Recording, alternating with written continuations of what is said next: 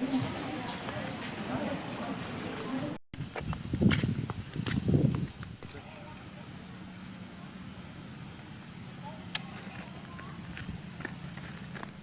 ya. Ini udah mulai nih. Kalau udah merah udah. Ya, itu dari got. Baik.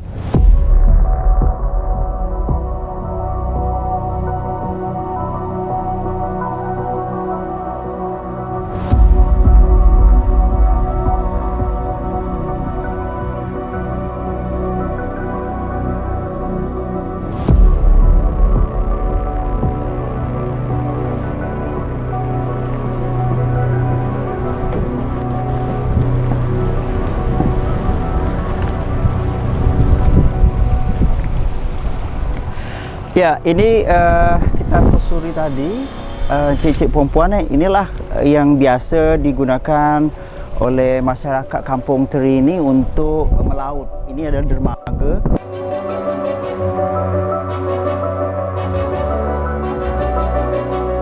Dan bisa Kak lihat ni, sini ni ada masih labuh tambak perahu-perahu ke yang nak cari ketam.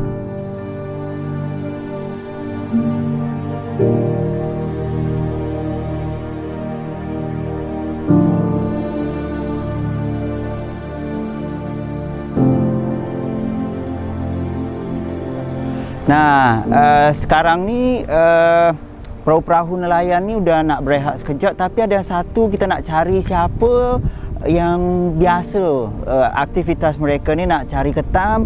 Kita nak cari ya seperti apa nak cari ketam, bagaimana nak cari ketam, suka duka nak cari ketam kat Kampung Teri ni.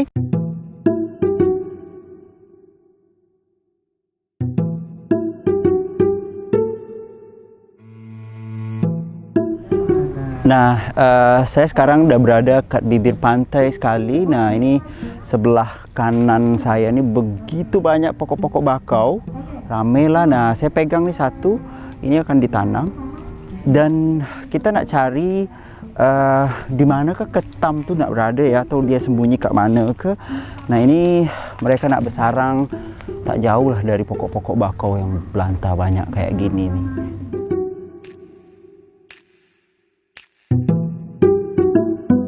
Ini mangrove, orang nak bilang macam tu, atau pokok bakau. Kita nak cari, ada katanya nelayan yang sini yang kebiasaannya nak cari ketam. Kita nak jumpa ya, nak jauh dari perkampungan-perkampungan seperti ini. Semoga mangrove-mangrove ni mampu, atau pokok-pokok bakau ni bisa nak membuat populasi atau ketam lebih banyak lagi. Apa nak jadi kat sini ni, kita nak cari nelayan tu ya.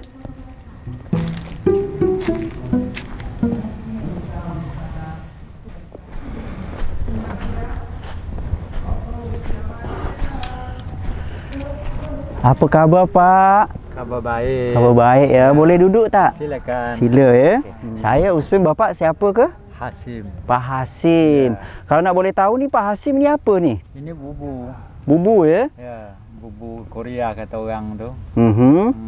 Itu berapa banyak bubu ni? Ini ada 20 lebih ni. Pak Hasim seharian memang nak cari ketam pakai bubu? Iya, pakai bubu, pakai umpan. Ya. Pakai bubu kita pasang kat bakau sana. Aha. Ya. Coba dibuka Pak. Buka. Okey. Gitu. Nah, nak pasang umpan kat mana? Sini pasang umpan dia ni. Ya. Ya. Nah, ini berapa? Gini cara dia. Okey. Ya.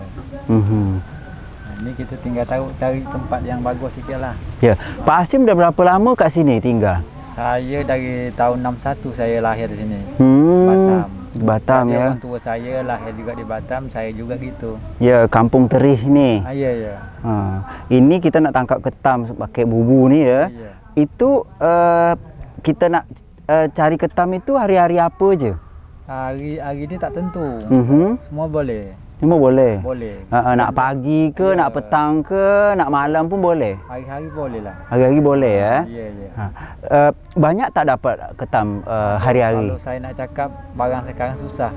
Susah ya? Kadang-kadang ada, kadang-kadang kosong. Ini betul-betul tak ada yang lagi macam dulu lagi. Apa nak pasal jadi tu? Itu masalah erosi laut ni kita tak tahu jugalah. Kecemaran laut ni kan. Kita nak cakap pun payah juga. Cuma pemerintah tu harus tahu bagaimana terhadap masyarakat nelayan. Ya. Kalau dia tak peduli dengan masyarakat nelayan ni, apa nak jadi? Ya, ya. Kami nak mengeluh pada siapa?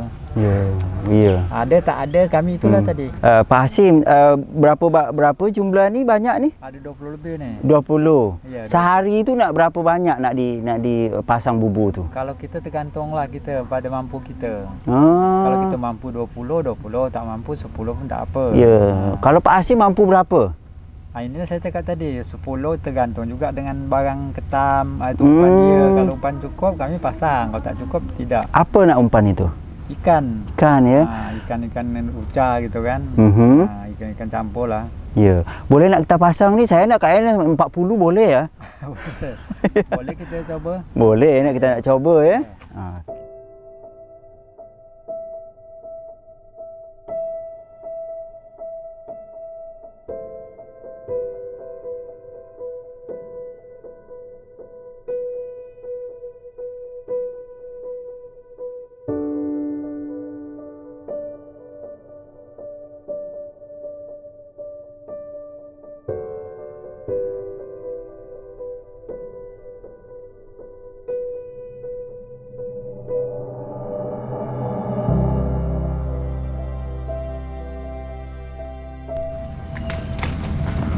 Jadi kalau dia jangan sampai dia nampak sangat terang, cara dia.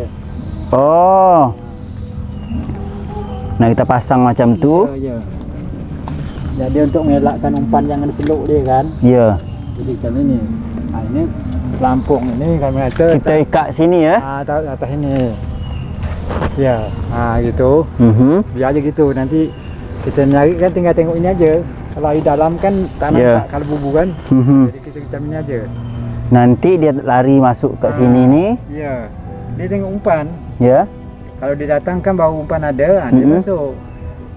Okey. Ya, kan air pasangan dari sana dia masuk. Nanti dia turun lewat sini. Kita tak ada beli laluan dikit ya? Tak ada. Sebabnya kalau laluan nanti dia lepas. Oh. Harus kepung macam ini. Oh, dia nanti bawah ni masuk. Dia bawah ni masuk ni. Umpan kan dia bawa umpan. Ya. Jadi kami caranya masang bubu macam ni. Kita nak pasang satu lagi ya. Ya. Ni banyak soalnya ni Pak Hasim. Kat mana lagi? Sana lagi depan lagi. Ya.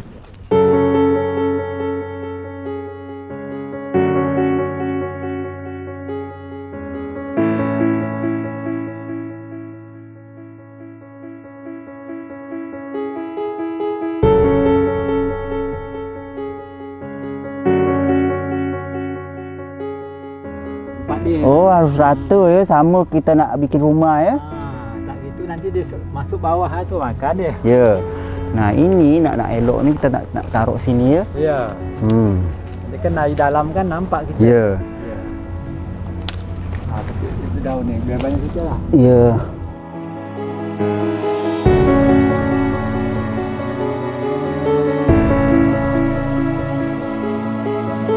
Ayo itulah nama kiri kanan yang masuk. Ya.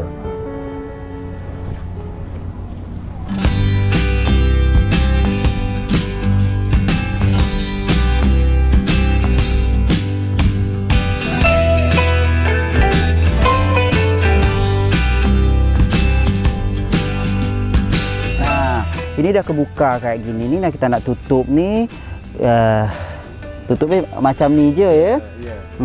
Disenggol sikit gitu ya. Ya. Nanti kuncinya ya. Nanti kita pasang umpan dalam ni, ketam boleh tak masuk sini ya. Ya. Baik. Nah, kita nak boleh pasang ya. Kita pasang ke air ni boleh ya. Ini ada kayu. Oh, ada kayu, dia berlari ya. Dia makan dekat bawah nanti juga umpan. Nah, setelah itu kita nak kasih tanda ya, boleh kat sini ke? Ya, boleh. Nah, kita nak kasih tanda biar ketam tu tak nak lari. Nah, habis tu kita kasih pokok sikitnya supaya tak tahu ya. Pandailah Pak Hasim ni ya, nak kasih perangkap ya. Kita tipu ketam lah. Oh, iyalah. Tak gitu deh. Nah, jadi dia masuk sini kan. Ini masuk juga. Jadi dia tak dapat lari lagi dia. Oh. Jadi kalau dia tengok semak, cepat keluar. Iyalah. Ini kan dia terang, dia cepat lari. Nah, jom nak cari lagi kita tempat lain ya. Ya. Bawa sini nak Pak.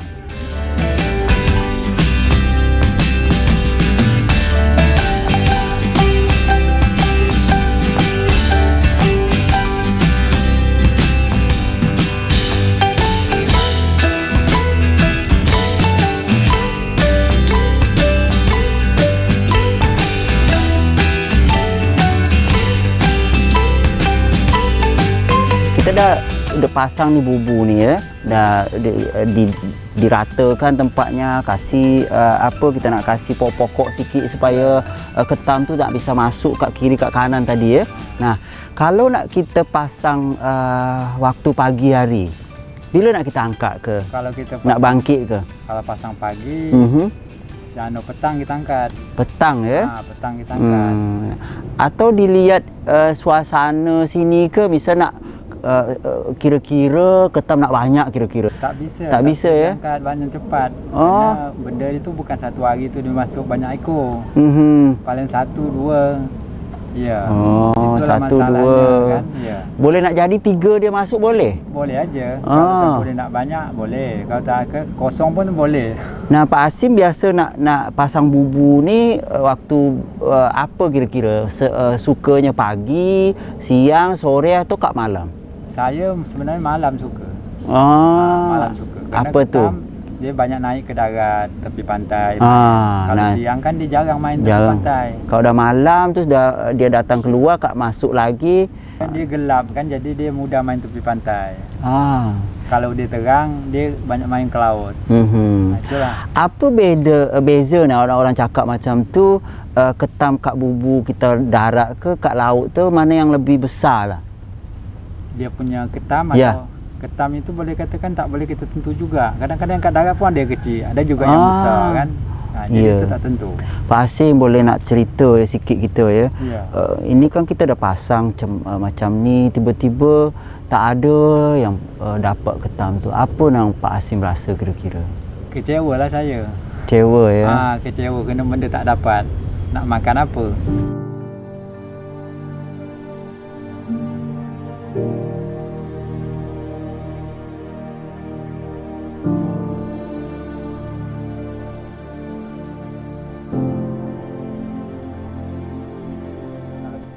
Kecil-kecil dulu orang tua yang ngasih ajar. Ngasih tunjuk ajar ya. Cara macam mana pasang, taruh umpan macam mana. Jadi kalau tidak ada orang tua tidak boleh lah, kita tak tahu. Kerana dah hidupnya kami kan sudah besar dari kecil dulu kan, sudah besar sekarang ini tak ada punya ilmu nak sekolah, tempat sekolah tak ada. Jadi masa kami hidup dulu, itulah tadi tempat sekolah tidak ada, jadi kami nak belajar tak ke mana, tak tahu lagi. Dulu tak ada guru-guru sini yang ngajar macam sekarang ini banyak kan. Dulu tak ada. Taunya melaut je ya, cari ikan, cari lempar bubu, pasang ketam, tak nangkap ketam gitu. Pak Hasim, dulu banyak tak ketam kat sini? Kalau dulu tak boleh cakap. Paling banyak. Kita mencari tepi pantai aja. Banyak. Alhamdulillah lah. Bersepah gitu ya. Pakai bubu, pakai cari aja bawa ember dah dapat.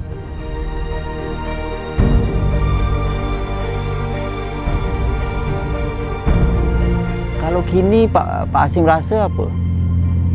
Pak Hasim lihat kini jauh apa? Betul beda dah. Barang itu tidak seperti dululah.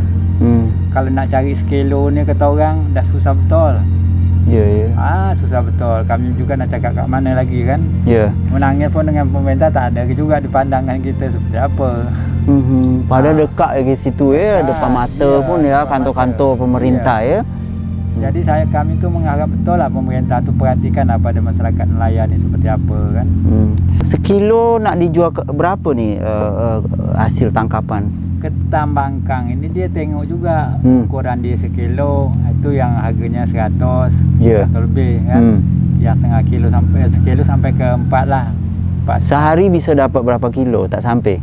Kadang-kadang seekor pun tak dapat. Macam mana lah kita nak cakap lagi kan. Seekor pun tak dapat, apa lagi? Sedih tak Pak Hasim? Aduh, kalau cakap sedih tu luar biasa lah.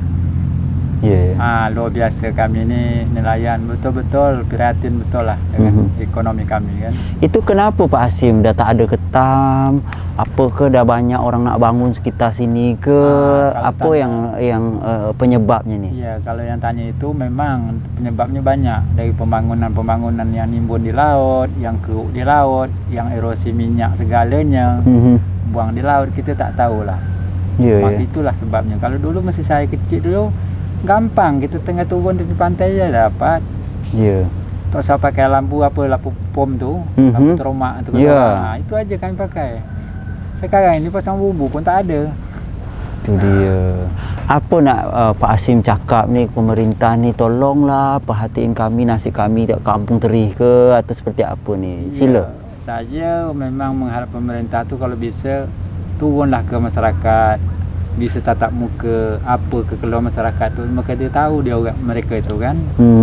Kami tu tak tahu lagi nak cakap. Itulah kami harapkan pemerintah bisa turun ke masyarakat. Ada bantuan tak? Misalnya kasih jaring ke, kasih tempat bubu ni dikasih gitu kan, cuma-cuma ke, atau sejauh ini tak pernah nak datang ke sini ke? Kalau dulu ada dari PLN kan, bantu-bantu juga barang ini kan. Lepas itu dari perikanan sikit ada. Tapi kalau dari namanya pemerintah betul memang wali kota, siapa dia, kecamatan, tidak ada lah.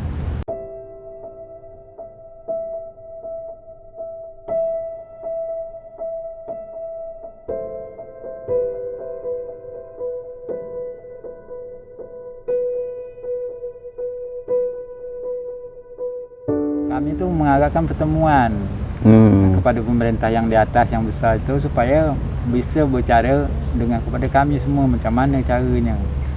Itulah harapan kami. Kalau lah dapat ketam-ketam tu untuk dihargai berapa satu kilo? Harga ketam itu memang betul-betul dah meningkat. Cuma kita benda tu tak ada. Biasa kami dapat 5-6 kilo. Sekarang ini seko kadang-kadang tak ada. Jadi maka tu kami mana ada pasang bubu lagi sekarang ini. Pasang pun tak ada, rugi umpan. Modal pakai umpan lagi kan. Bukan dia pasang gini aja dia masuk, tak masuk. Itulah. Anak Pak Hasim tak ada yang nak bantu nak cari ketam? Dia dah bekerja. Anak saya satu tu tak bisa bekerja. Kenapa? Mata dia dah tak bisa nampak lah. Mereka juga perlu ekonomi mereka kan, sudah rumah tangga. Nah itu dia suka duka nak cari ketam dari seorang Pak Hasim. Dah berpuluh tahun ke kat Kampung Terih ni. Terima kasih banyak. Sama-sama. Bapak senang dengan kampung kami. Tak boleh sedih ya Pak ya. Kalau nak nangis saya nak nangis juga.